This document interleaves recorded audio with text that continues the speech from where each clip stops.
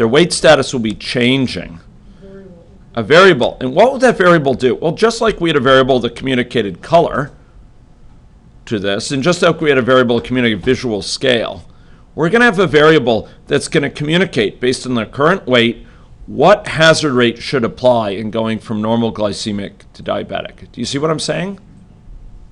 So that if they're normal and underweight, for example, there'll be a lower hazard rate.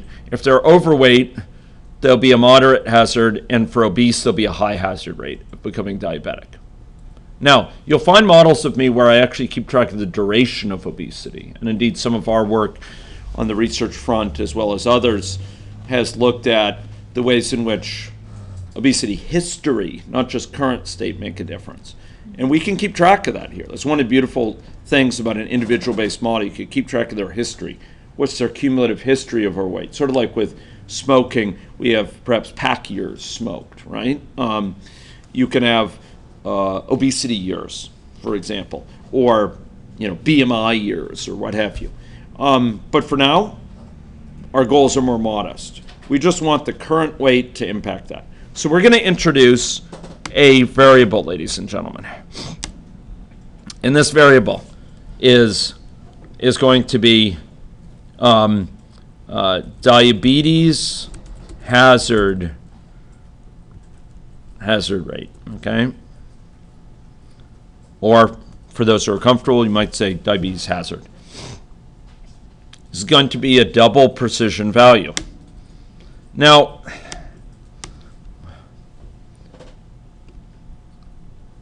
it's tempting for me, and I'm eyeing the time because I do want to get you to lunch shortly. We could have a diabetes component of the hazard, and then we could have a non-diabetes component to the hazard, which will depend on other things. For example, a weight component to the diabetes hazard, and then we could have a non-weight component, which might depend on aspects of their history, perhaps exposure to diabetes in utero, etc. So we'd have these two components. Would you like to see that, where we have two different elements?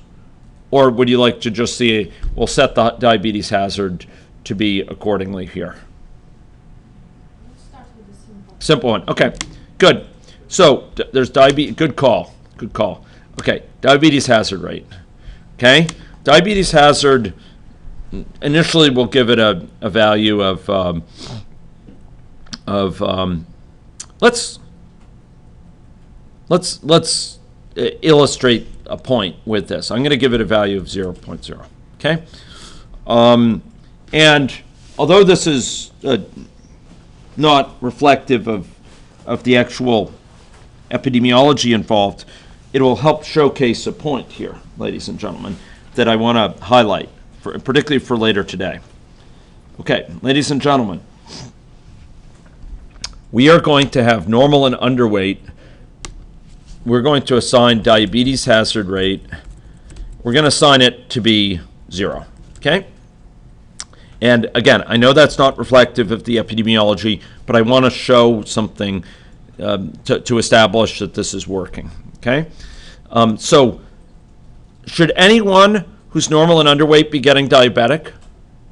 No, the hazard rate will be 0. For overweight, we're going to have diabetes hazard rate equals 0.005. Excuse me, that's 0.01. Notice I need the semicolon. Why do I need the semicolon here? It's a command. We're telling it, do this, make this, assign this to this variable. Ladies and gentlemen, next, for obese. By the way, if you're typing this out, obesity has it, you're leaving all sorts of doors open to typo mistakes. You could just do obesity, oh my gosh. Oh man, sorry, diabetes hazard. Sorry. Diabetes hazard rate. You can just, autocomplete. It's your friend. Okay, equals 0.05. Okay? Okay, so what did I have? For this guy here, the diabetes hazard rate equals 0. This guy, overweight, diabetes hazard rate is 0.01. For this one, diabetes hazard rate is 0.05 for obese. Think central adiposity, higher risk of diabetes. Are we okay with that? Now, is this operational yet? Have we completed the thought about implementing this? What's needed still? Connect it to the rate. Yeah, we have to connect it to the rate. Just as before, we set the color, but unless the shaped body knows about the color, you could call it color, it doesn't do anything. Here, diabetes hazard rate, it's nice to assign it to things, but it's not operational. It's not, realized unless we set it to be the hazard rate for becoming diabetic. So the hazard rate, ladies and gentlemen, for becoming diabetic will be given by what? Diabetes hazard rate. Now, in the interest of time, I think you realize if there was some component from diabetes and then some component from non-diabetes, you could just have a sum of them here. Or, as in that other model I showed you, you could have x, sort of in a traditional biostatistical way, you could have the exponent of some beta intercept plus beta 1 times x1 plus beta 2 times x2 for various risk factors, x1, x2, etc., covariates, okay? And those would be used for computing the hazard rate that would apply.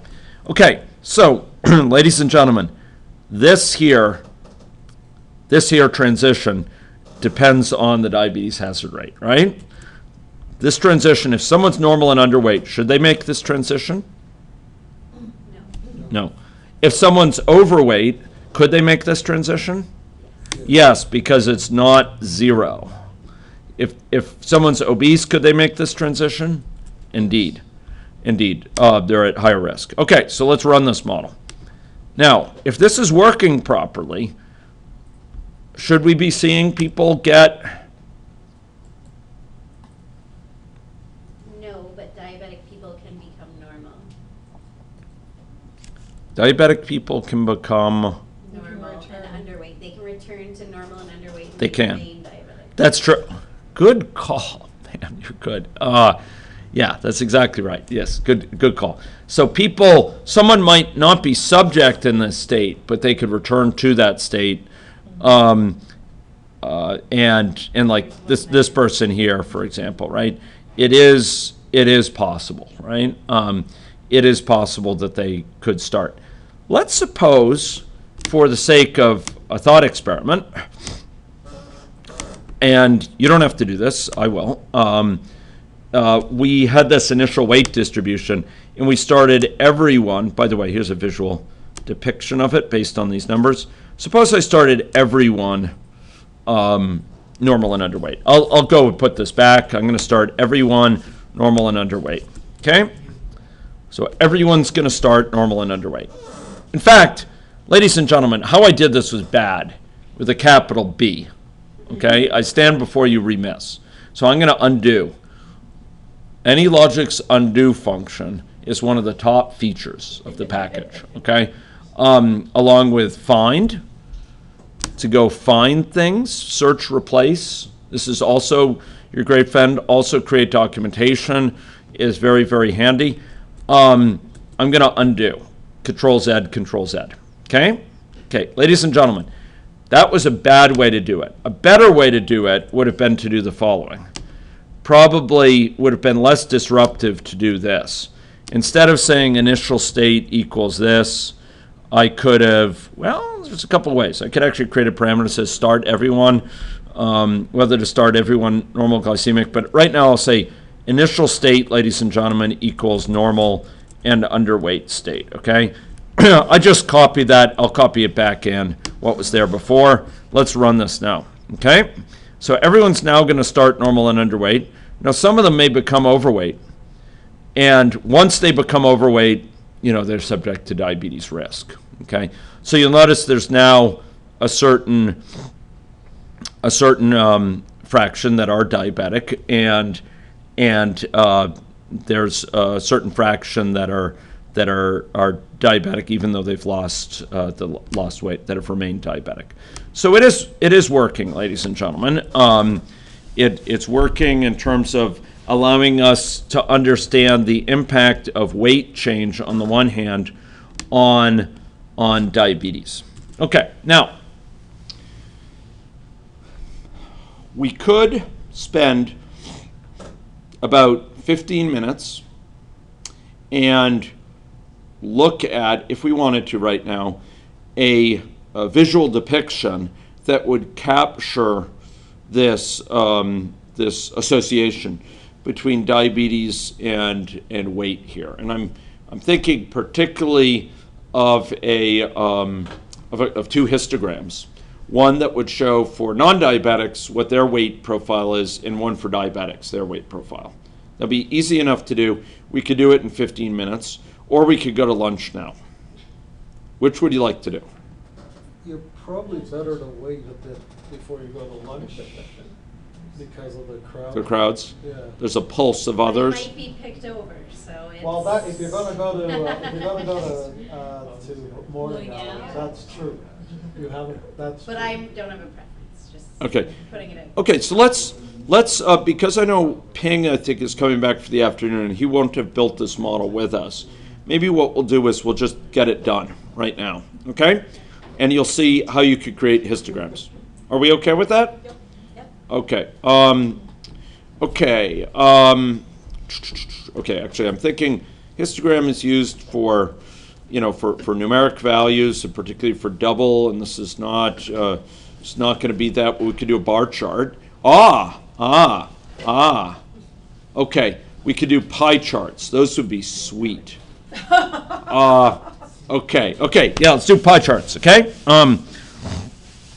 Pie chart.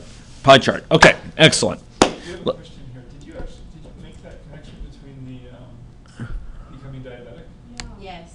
What's the name of the term? Yeah, we did just, This one? yeah, Yeah? Diabetes hazard rate. there you go. Diabetes hazard rate. That's the key place that hazard rate goes.